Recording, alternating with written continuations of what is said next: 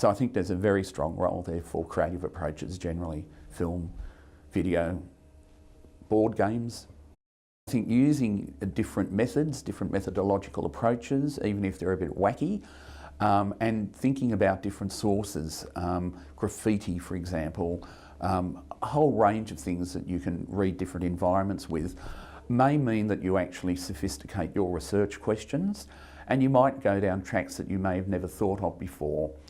Well, I think there's a very strong place for historical fiction, particularly for a whole range of people. For example, younger school kids, say in primary school, where it's probably going to be easier to actually to demonstrate or depict or represent possibly more complex concepts about nationalism or racism or whatever through a piece of fiction where you don't have to worry about detail, but where you can actually get to the pith of an idea or an event. So I think historical fiction is very important, and I think it's also just one of a number of ways that history can be represented. So we're talking really about different representations. I also like to use creative non-fiction rather than creative fiction to represent history. It gives the author a lot of freedom to present the past without bogging it down in detail or getting too technical. Oral history took a long time to get accepted, and now it's pretty much in there. But there's still some resistance to using what might be seen as extremely non-traditional formats in history. So there's always a bit of a turf war going on between traditional historians and people like, for example, Ken Burns, the filmmaker who was attacked by a lot of senior historians in the States over his documentaries about American history, the Civil War and other films like that, because he wasn't a proper historian doing proper books. And Burns' material actually reached more people than most academic books would ever reach.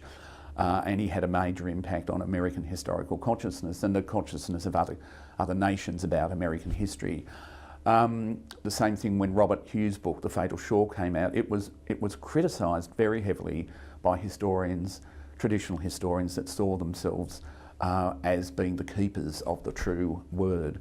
And in fact, Hughes' book, it wasn't terribly original, but it was a brilliant work of synthesis, and it was a very good history. So I think it's interesting to look at how those turf wars have worked out. Kate Grenville's The Secret River was probably one of the latest turf wars where she was attacked by Glendenning for not having strong evidence and lots of footnotes. But it was a brilliant historical novel, and I think there is a very, very, not even a strong place, but I mean these things have having major impacts. They have really big audiences, and that's what historians should be aiming to do.